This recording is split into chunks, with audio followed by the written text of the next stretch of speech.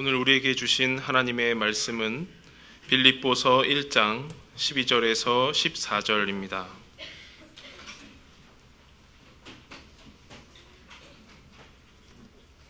신약 성경 빌립보서 1장 12절에서 14절의 말씀을 봉독합니다.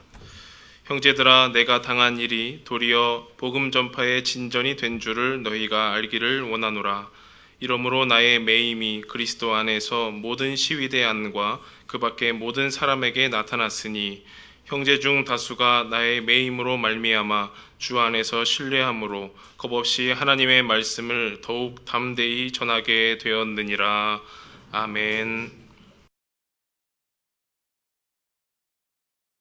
흔히들 인생을 한 편의 드라마라고 얘기를 합니다. 그래서 드라마라고 하는 게 뭔가 하는 걸 이제 좀 찾아봤습니다. 그러니까 사전을 좀 찾아봤더니 드라마라고 하는 게 두 가지 의미가 있더라고요. 첫 번째는 그냥 드라마를 설명하는 겁니다. 그러니까 등장인물들의 행동이나 대화를 기본 수단으로 해서 표현을 하는 예술 작품, 이것이 이제 드라마다, 그렇게 이제 얘기를 하는데 맞죠? 근데 이제 또 하나의 이제 그 뜻이 있어요. 그것은 극적인 사건이나 상황을 비유적으로 이룰 때 쓰는 말. 그러니까 극적인 상황이나 사건이 생길 때 우리는 드라마 같다, 이제 그렇게 이제 얘기를 한다는 거예요. 그래서 인생을 한 편의 드라마다라고 이렇게 표현을 할 때 두 번째 의미의 뜻을 이렇게 쓰는 거라고 여겨집니다. 극적인 사건이나 상황이 우리의 삶에 많다고 하는 의미이겠죠. 그래서 드라마라고 하면은 이제 뭐 연속극도 드라마잖아요. 드라마라고 하면은 드라마라고 하는 이 명사에 잘 맞는 동사는 드라마가 좋다 나쁘다 그렇게 표현을 하지 않는답니다.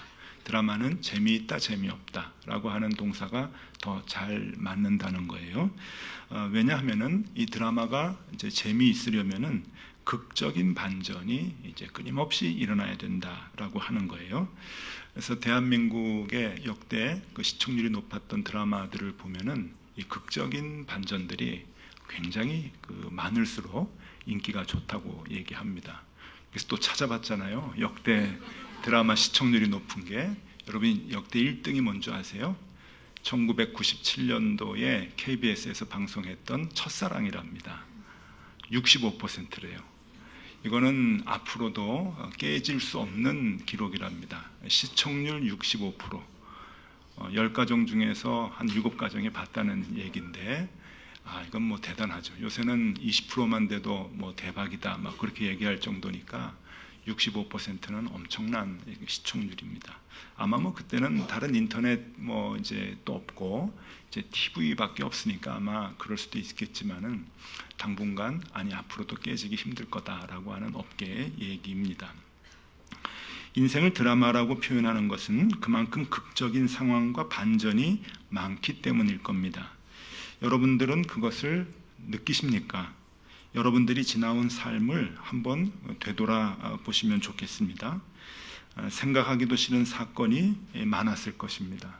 그리고 힘들었던 일들이 꽤 있었을 것이고, 또 부끄러웠던 일들도 있었을 것입니다. 그리고 살아오면서 그것들 때문에 많이 힘들었을 것입니다. 지난주 설교에서 우리는 그런 많은 잘 모르겠는, 힘든 그러한 나의 상황들과 경험들을 하나님 앞에 나올 때 우리가 그것을 비로소 알게 된다라고 하는 말씀을 드렸죠. 다시 한번 시편 73편 16절 17절 말씀을 읽어드립니다. 내가 어쩌면 이를 알까 하여 생각한즉 그것이 내게 심한 고통이 되었더니, 그러니까 내가 당하는 여러 가지 일들이 나에게 고통이죠. 17절 하나님의 성소에 들어갈 때에야 그들의 종말을 내가 깨달았나이다. 주님 앞에 올 때 하나님의 말씀을 대하고 그 말씀에 비추어 볼 때 내 인생의 모든 의문이 났던 사건들과 상황들, 경험들이 그 의미를 찾게 된다라고 하는 말씀입니다. 우리가 하나님을 몰랐을 때에는, 즉 내 삶이 하나님이 이끌어 가시는 하나의 드라마라고 하는 사실을 몰랐을 때에는 그것이 매우 고통스럽고 부끄러울 수밖에 없었습니다. 불행했던 사건들이라고 생각할 수밖에 없었습니다. 그러나 우리의 삶이 하나님께서 계획하시는 목표점을 향해 나아가는 것이라고 하는 것을 우리가 확실하게 알게 된 다음에는 시각이 바뀝니다. 내가 살아온 모든 길은 하나님의 인도하심이라고 하는 것을 알게 되는 것입니다. 사건 하나하나가 모두 나에게 우연으로 이루어지는 것이 아닌 필연이었음을 알게 되는 것이고, 그것이 나의 생을 의미 있게 만들어 나가게 된다라고 하는 것입니다. 나를 향한 하나님의 의도가 거기에 있음을 우리가 알게 될 때 가능한 것입니다. 하나님이 아브라함을 부르셨습니다. 이 아브라함이 누구입니까? 믿음의 조상이라고 하죠. 믿음이 얼마나 좋으면 믿음의 조상이라고 별명을 붙였겠습니까? 하나님이 아브라함에게 이렇게 말씀하십니다. 창세기 12장 1절과 2절인데요. 여호와께서 아브라함에게 이르시되 너는 너의 고향과 친척과 아버지의 집을 떠나 내가 네게 보여줄 땅으로 가라. 내가 너로 큰 민족을 이루고 네게 복을 주어 내 이름을 창대하게 하리니 너는 복이 될지라. 우리가 잘 아는 말씀이죠. 하나님의 명령을 들은 아브라함과 그리고 온 식솔들은 짐을 꾸리고 대이동을 합니다. 그리고는 마침내 가나안 땅에 도착하지요. 가나안에 들어간 아브라함에게 하나님은 새로운 약속을 두 가지 하십니다. 하나는 아브라함이 밟고 있는 땅, 그러니까 가나안 땅을 다 아브라함에게 주겠다라고 한 약속이고, 또 하나는 90세가 되었을 때 그에게 유업을 이을 수 있는 아들을 주겠다고 약속을 합니다. 아브라함은 하나님의 그 약속을 믿고 자신의 전생을 걸고 하나님을 쫓아갑니다. 그러나 그에게도 의심이 생기게 됩니다. 하나님의 약속은 이루어지지 않고 시간은 자꾸만 하염없이 흐르게 됩니다. 하나님만을 믿고 나선 순례의 길은 점점 더 고난의 길로 변화되게 됩니다. 급기야 아브라함은 실수를 저지릅니다. 가나안 땅에 흉년이 들었을 때 아브라함은 하나님의 약속을 저버리고 가나안을 떠나 이집트 땅으로 들어갑니다. 굶어 죽건 말건 한번 하나님의 약속을 믿었으면 약속의 땅 가나안에 있었어야 했습니다. 그런데 아브라함은 이집트로 가서 거짓말을 해가며 비굴하게 양식을 얻어 먹습니다. 그런 아브라함에게 하나님은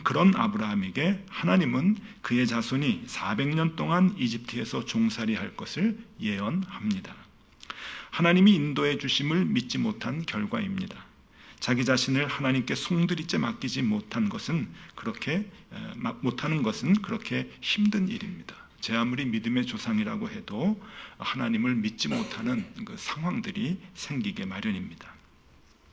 또 하나 아브라함의 실수는 하나님이 자식을 주시겠다고 한 것이 이루어지지 않자 자신의 힘으로 아들을 얻으려고 했던 것입니다. 90세가 넘은 아브라함은 아내로부터 아이를 얻을 수 없을 것이라고 판단하고는 아내의 여종이었던 젊은 여인 하갈로부터 이스마엘이라고 하는 아들을 얻게 됩니다.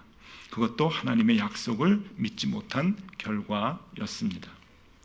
하나님의 약속, 하나님의 말씀을 따라 사는 과정에서 우리는 곧잘 지칩니다. 아브라함도 지쳤는데 우리라고 뭐 별 수 있겠습니까? 우리는 내 나름대로 판단을 하려고 듭니다. 점점 불안해지니까 내 나름대로 하나님의 뜻을 해석하고 하나님의 뜻을 내 방법대로 이루려고 합니다. 그래서 결국은 바른 믿음 위에 서 있지 못하고 휘청거립니다. 아브라함도 휘청거렸습니다. 그렇게 휘청거리는 아브라함에게 하나님은 이렇게 말씀하십니다. 창세기 17장 1절 말씀입니다. 나는 전능한 하나님이라. 너는 내 앞에서 행하여 완전하라. 나 전능하다. 그러니까 모든 것 다 할 수 있는 하나님이다. 너 완전해야지. 이 말을 오늘날의 말로 바꾸면 이렇게 될 것입니다. 나는 너의 일생을 책임지고 알고 있는 감독이다. 그러니 너는 나를 믿고 나만 따르라. 우리 지금 드라마 찍고 있는데 내 말대로 해. 하는 그런 말씀일 것입니다. 하나님을 믿는다고 하는 우리가 하나님을 따라 살다가도 자주 쓰러지는 이유가 무엇입니까? 그것은 우리의 가는 길을 우리가 모르기 때문입니다. 불확실하다는 것, 그것이 우리를 불안하게 만들기도 하고 낙심케 하기도 합니다. 우리가 왜 고통스러워합니까? 그것은 상처 그 자체 때문이 아닙니다. 우리가 고통스러워하는 것은 그 상처의 의미를 모르기 때문입니다. 내가 당하는 현재의 상황에 담긴 그 의미를 모르기 때문에 현재가 고통스러운 것입니다. 미래를 모르기 때문에 현재의 고난의 의미를 모르는 것입니다. 미래의 의미를 잊어버렸기 때문에 현재의 고난은 그저 고통이 되고 마는 것입니다. 모르고 가는 길은 고달플 수밖에 없습니다. 끌려가듯 쫓겨가며 사는 인생은 그래서 피곤할 수밖에 없습니다. 그러나 반대로 미래를 알고 목표를 알고 가는 길이라고 한다면 아이들의 소풍길과도 같이 마냥 즐겁고 기대가 되는 그러한 가벼운 길이 될 것입니다. 대부분 직업을 선택함에 있어서 그 직종의 전문가의 수준에 이르기까지는 훈련의 과정이 매우 고됩니다. 저도 이 목사의 길을 가고 있지만 목회자가 되는 그 길도 굉장히 고됩니다. 그래서 전도사님들 또 신학생들 훈련받는 과정이 굉장히 고되다고 얘기를 하죠. 그러나 이 목사의 이 길, 이 분야보다 훨씬 더 고된 길이 있는데 아마 여러 직종 중에서 제일 고되다고 할 수 있는 그 직종이 의료계통이 아닐까 하는 생각이 들어요. 의사 선생님들 되기 위해서 인턴과 레지던트 그 과정의 여정이 굉장히 고되다고 하는 것을 우리가 상식적으로 다 알고 있습니다. 특히 인턴 과정에는 뭐 잠도 못 자고 씻지도 못하고 그렇게 뭐 새우잠 이렇게 자면서 이렇게 훈련을 받는 그 모습들이 아마 안쓰러울 정도로 이렇게 진행되는 것을 우리가 다 알고 있는데 제가 언제 여름에 그 대학병원에 이제 신방을 간 적이 있습니다. 환자가 있어서 신방을 갔는데 종합병원이나 대학병원에 사람들이 너무 많아요. 환자도 많지만 보호자도 많고 또 그 이제 문병 오시는 분들도 많고 해서 엘리베이터 한번 잡아타는 게 굉장히 어렵습니다. 그래서 엘리베이터를 타고 이제 올라가는데 꽉 거진 찼거든요. 근데 중간에서 문이 열리더니 인턴으로 보이는 두 청년이 이제 타는데 이건 뭐 가운은 거진 흰색인지 회색인지 모를 정도로 시커멓고 뭐 머리는 뭐 언제 감았는지 뭐 하여튼 막 이렇게 냄새가 나는데 얼마나 나는지 발부터 머리끝까지 아마 의사 선생님들은 다 그 과정을 거치셨을 거예요. 근데 그렇게 잠도 못 자고 그 인턴 과정을 밟는데 왜 계속 그걸 할까요? 그거 그만둬야죠. 월급도 그렇게 많이 안 주던데. 근데 왜 그만두지 않고 그 일을 합니까? 그 과정에 의미가 있기 때문이에요. 그것을 알기 때문이죠. 알고 그것이 어느 기간 끝나면 그 뒤에는 어떤 생활을 할 수 있다, 어떤 의사가 될 수 있다 하는 것을 본인이 알기 때문에 그것을 견딜 수가 있는 것이죠. 그렇기 때문에 그 과정을 알면 현재의 고난들을 견딜 수 있는 힘이 생겨나게 되는 것입니다. 우리 일생도 마찬가지죠. 구약에 아브라함이 있었다고 한다면 신약 성경에는 사도 바울이 등장합니다. 오늘 성경의 본문을 보면 사도 바울에 대한 이야기인데 이 사도 바울은 복음을 전하다가 불행하게도 옥에 갇히게 됩니다. 이 오늘 말씀 보면은 그것을 엿볼 수 있는 말씀들이 나오죠. 바로 로마 감옥에 갇혀서 그것도 2년 동안 꼼짝없이 그 복음을 전하는 일을 못하게 되는 그러한 상황에 이제 바울이 처하게 됩니다. 그때 이제 그 쓴 성경 중에 하나가 오늘 읽은 빌립보서입니다. 그래서 빌립보서를 옥중서신이라 옥에 갇혀 있는 상황에서 쓴 편지라 우리가 그렇게 말합니다. 여러분 사도 바울이 누구입니까? 그는 평생을 복음을 위해 희생했던 사람입니다. 사도 바울이 복음을 전했던 그 당시에는 매스컴이라고 하는 것이 존재하지 않았습니다. 인터넷, SNS 이런 것들이 존재하지 않았습니다. 그러니까 집안에 있어도 전 세계 모든 사람하고 통할 수 있는 그러한 사회적 여건이 있었던 시대가 아니었다는 것입니다.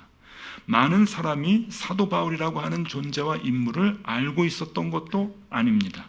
그렇게 그 사람은 당시에 유명한 사람이 아닙니다. 당시에는 많이 돌아다니고 사람을 많이 만나야 복음을 전할 수 있었던 시대였습니다. 그런 의미에서 당시 복음을 전하기 위해서는 적어도 두 가지가 필요했습니다. 하나는 몸이 자유스러워야 한다는 것이고, 또 하나는 많은 사람을 만나야 한다는 것입니다. 많이 돌아다니고 많은 사람을 만나야 그만큼 비례적으로 많은 복음을 전할 수 있게 되는 것입니다. 그런데 사도 바울이 이 복음을 전하다가 어려움을 당하게 됩니다. 그 어려움은 옥에 갇히게 된다는 것입니다. 바울은 이때 하나님을 원망할 수 있었을 것입니다. 하나님, 복음을 전하라고 해놓고는 왜 이렇게 내 몸을 붙들어 놓으십니까? 많은 사람에게 복음을 증거해야 하는데 사람을 만나지 못하게 하시면 어떻게 복음을 증거하라는 말씀입니까? 이렇게 있다가 복음을 전하기는커녕 그냥 죽고 말 것입니다. 이렇게 하나님 앞에 원망을 늘어놓을 수 있었을 것입니다. 그리고 자신이 갖고 있었던 로마 시민권을 이용해서 어떻게든 그 감옥에서 나가려고 했었을 것입니다. 별 방법을 다 써서 어떻게든 자유로운 몸이 되어서 많은 사람을 만나서 죽기 전에 조금이라도 하나님의 말씀을 더 증거하려고 애썼을 것입니다. 그러나 그의 길은 계속 반대로만 진행이 됩니다. 그는 자유롭게 되기는커녕 오히려 로마로 압송되어서 더 크고 더 엄한 로마의 감옥에서 계속 옥살이를 하게 됩니다. 그런데 여러분, 참으로 놀라운 것은 그런 어려운 환경 속에서 하나님의 드라마틱한 역사가 일어나기 시작합니다. 오늘 본문을 보면 우리가 주의 깊게 봐야 할 단어가 2개 나옵니다. 그 중에 하나는 바로 13절에 나오는 시위대라고 하는 단어입니다. 13절의 말씀을 제가 읽어드립니다. 이러므로 나의 매임이 그리스도 안에서 모든 시위대 안과 그 밖의 모든 사람에게 나타났으니. 이 시위대라고 하는 말은 헬라어로 플라토리온이라고 말합니다. 이 플라토리온이라고 하는 이 단어는 그냥 시위대가 아니라 황제의 시위대를 말합니다. 황제의 시위대, 로마 황제의 시위대이죠. 그러면 로마 황제의 그 시위대가 어떤 곳인가라고 하는 것을 좀 알아볼 필요가 있는데, 바울이 로마의 감옥에 갇혔을 때 당시 황제는 네로였습니다. 이 네로 황제는 자신의 궁전에 1만 명의 시위대를 배치해 놓았다고 합니다. 그러니까 이제 신변의 위협을 이제 많이 느끼기도 하고 두렵기도 하니까 이 친위대, 시위대를 10,000명 군사로 이제 빙빙 둘러싸게 해 놨던 것이죠. 그리고 그 시위대의 그 신분과 그 힘을 아주 대단하게 부여를 했습니다. 자신에게 충성을 다하는 그 사람들이니만큼 그들에게 많은 보장을 해주었는데, 로마 그 시대에, 그 당시 네로 황제 시대에 이 시위대로 근무하는 기간은 12년이었다고 합니다. 12년 한번 입대해 보실까요? 그 12년 그 길어서 못합니다. 그럴 수 있는데 조건이 있습니다. 시위대 12년 근무하고 나면은 제대할 때 로마의 시민권을 주었습니다. 로마 사람이라고 시민권이 다 주어지는 게 아니거든요. 그는 굉장한 그 상류 사회로 들어가는 걸 의미하는 거죠. 로마의 시민권을 부여해주고, 그리고 그동안 12년의 급여로 250파운드의 금화를 주었다고 합니다. 250파운드가 얼마인지 잘 모르시죠? 킬로그램으로 이제 환산을 하면 113kg입니다. 그러니까 113kg의 금화를 주는 거예요. 그럼 이거는 완전히 그 신분이 상승하는 의미입니다. 그러니까 이 시위대의 1만 명은 제대하기까지 황제에게 충성을 다하는 것이고, 충성을 하고 12년 동안 충성하고 제대하게 되면은 로마 사회에서 부와 권력을 쥐게 되는 상류층으로 이제 올라가게 되는 겁니다. 로마의 그 황제가 힘을 갖고 끝까지 버틸 수 있었던 것은 상류 사회의 사람들이 다 자기 편이었기 때문이라고 그렇게 역사학자들은 얘기를 할 정도이죠. 그래서 이 시위대는 황제에게 죽도록 충성하는 사람들입니다. 바울이 갇혀 있었던 로마의 지하 감옥에는 할루시스라고 하는 쇠사슬이 있었습니다.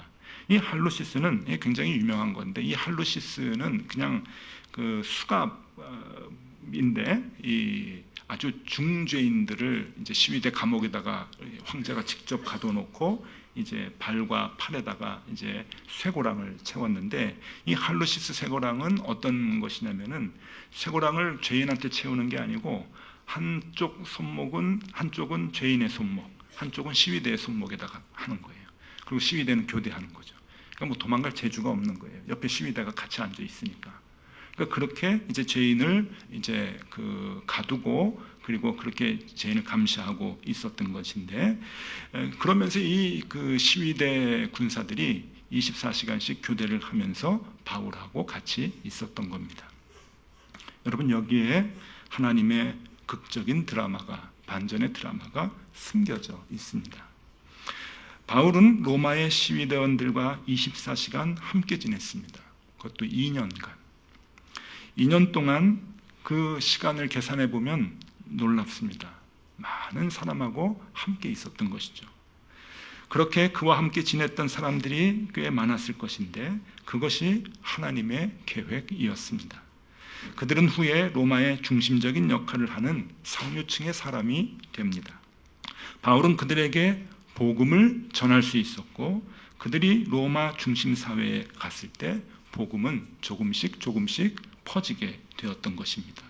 그것을 증명해 주는 성경의 말씀이 있습니다. 빌립보서 4장 22절에 보면은 아주 중요한 말씀이 나오는데, 빌립보서를 다 쓰고 난 다음에 서로 이제 인사를 하고 문안을 하라라고 하는 그 내용 중에 22절입니다. 모든 성도들이 너희에게 문안하되 특히 가이사의 집 사람들 중 몇이니라. 가이사는 시저를 한국말로 가이사라고 이제 번역을 한 거죠. 시저. 그래서 영어 성경을 보면 다 시저의 집이다. 그래, 시저. 황제의 집에 사람들이 예수를 믿는 거예요. 그 예수 믿는 사람들이 문안을 오는 거예요. 서로 비밀리에 함께 격려해 주는 것이죠. 제가 성경을 볼 때 대부분 많은 그 번역본을 이제 보는데, 뭐 일본에 있었으니까 이제 일본어 성경도 보거든요. 일본어 성경에는 황제의 집 사람들이라고 그렇게 번역이 되어 있습니다. 황제의 집에 있는 사람들이 와서 함께 그리스도인으로서 함께 인사를 나누는 겁니다. 이는 복음이 로마의 심장부에 전해지고 있음을 드러내는 말씀입니다. 그리고 그 후 채 300년이 지나지도 않아서 로마는 콘스탄틴 황제 때 기독교를 공인하게 되고, 조금 더 지나서 데오도시우스 황제 때 국교로 선포가 됩니다. 하나님의 시나리오에 있어서 가장 빠른 길을 바울에게 보여주셨던 것입니다. 바울은 복음을 전하고자 하는 자신의 꿈을 이루기 위해서 자유롭게 움직이기를 바랬습니다. 그러나 하나님은 그의 소원이 가장 빠르게 이루어지게 하기 위해서 그를 묶어 놓으셨습니다. 놀랍지 않습니까? 그래서 바울은 그런 하나님의 깊은 의도를 알고 난 후에 또 하나의 단어를 오늘 본문 성경에 쓰고 있습니다. 그것은 도리어라고 하는 단어입니다. 오늘 본문 12절에 자신이 옥에 갇히게 된 것을 도리어 진전이 되었다라고 바울은 고백을 하는데, 12절 말씀을 읽어드립니다. 형제들아, 내가 당한 일이 도리어 복음 전파에 진전이 된 줄을 너희가 알기를 원하노라. 바울도 절망하고 있었던 때, 그리고 복음 전하라고 보냈는데 저렇게 옥에 갇혀 있어가지고 지하 감방에 있으면 어떡하나 하고 주변에 있는 교인들 모두가 다 걱정하며 근심하고 있었을 때, 바울은 그 의미를 깨닫고 교인들에게 힘들어하지 마, 괴로워하지 마, 도리어 복음의 진전이 있네 하고 오히려 교인들, 밖에 몸이 자유로운 교인들을 위로하고 있는 것입니다. 심한 고통과 고난을 받았지만 내 일생이 더욱 빛나게 되었고 아름답게 되었다고 하는 고백을 교인들에게 바울은 하고 있습니다. 여러분, 우리가 하나님을 믿습니다. 우리의 삶을 가장 좋은 시나리오를 갖고 감독하시는 그 하나님을 우리가 믿습니다. 그런데 우리는 그 사실을 알고 기뻐하고 있는지 되돌아볼 필요가 있습니다. 우리는 우리의 삶의 여정에서 늘 평안을 갖고 있는지, 늘 감사의 마음을 갖고 있는지. 여러분들은 지금껏 살아오시면서 많은 아픔이 있었을 것입니다. 많은 고난이 이어졌을 것입니다. 그리고 그것 때문에 힘든 나날을 보내셨을 것이고 지금도 그 힘든 나날 가운데 계신 분들도 있을 것입니다. 그러나 분명한 것은 여러분들의 생은 결코 헛된 것이 아니라는 것입니다. 여러분들의 그 크고 작은 고난의 경험들은 결코 의미가 없는 것이 아니라는 것입니다. 여러분들의 시간은 결코 헛된 시간들이 아니라는 것입니다. 여러분들의 삶이 실패한 것 같아 보입니까? 아닙니다. 나의 생이 혹 실패한 것 같아도 하나님의 자녀들을 위해 하나님이 만드시는 한편의 드라마에는 절대 실패가 없으십니다. 옥에 갇혀 있었지만, 고통스러웠던 것 같았지만, 실패인 것 같았지만 아니었습니다. 그 안에서 놀라운 하나님의 드라마가 연출되고 있었던 것입니다. 지난주에 제가 이제 결혼하고 나서 2, 3년 되는 그 신혼의 기간에 이혼의 위기가 있었다라고 말씀을 드렸더니 어느 교인이 목사님 어떻게 그런 얘기를 다 설교단에서 하실 수가 있냐고, 목사님 이미지 관리를 좀 하셔야 되지 않냐고. 그래서 제가 그랬어요. 다 치유가 돼서 괜찮습니다. 만약에 그 사건이나 상황들이 제 삶 속에 있어서 치유가 안 됐다면 그건 저에게 부끄러운 일로 남아서 누구한테도 얘기를 못했을 것입니다. 목사로 살아가면서 저도 이혼의 위기가 있었습니다 라고 얘기하는 것이 뭘 자랑스러운 일이겠습니까? 근데 여러분 다 치유가 됐습니다. 왜냐하면 그때의 어려웠던 상황이 저에게 참 귀한 의미로 다가왔다고 하는 것을 제가 알기 때문에 그런 것이죠. 제가 결혼하던 해에 저희 어머님이 뇌출혈로 쓰러지셔서 17년간 자리에 누워 계셨다고 하는 것은 여러 번 말씀드려서 여러분들이 알고 계실 것입니다. 17년 동안 대소변 받아내고 누워 계시는 어머니에게 식사를 이렇게 떠드려야 저희 어머니는 식사를 하셨습니다. 1, 2년이 아니고 17년이었습니다. 제가 전도사 때, 목사가 되기 이전입니다. 전도사 때 어머님이 쓰러지셔가지고 저는 참 좋은 목사가 되고 싶었어요. 그래서 좋은 목사가 되기 위한 훈련의 그 계획들을 제가 다 갖고 있었습니다.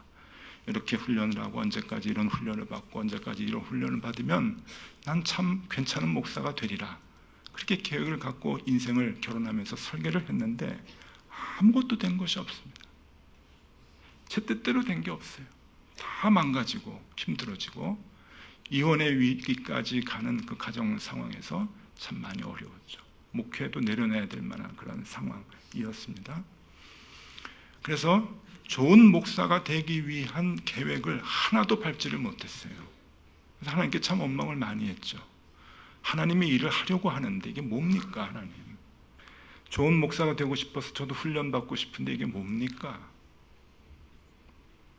시간이 지나고 나서 하나님께서 하나하나씩 제 삶의 문제를 풀어주셨습니다. 그것은 상황을 풀어주신 것이 아니라 저를 치유해 주시는 거죠. 치유가 뭡니까? 상황이 바뀌는 것이 아니라 그 상황에 대한 의미를 깨닫게 해주시니까 근본적인 치유가 되는 거예요. 그게 부끄럽지도 않고 고통스러운 것도 아니에요. 하나님은 제가 계획했던 그 좋은 목사가 되기 위한 훈련의 과정보다 훨씬 더 압축적으로, 훨씬 더 좋은 코스로 저를 훈련을 시켰습니다. 저 괜찮죠? 괜찮잖아요, 이 정도면요. 이거 제가 계획해가지고 뭐 공부하고 뭐 하고 했으면 저는 이렇게 목회 못했을 겁니다.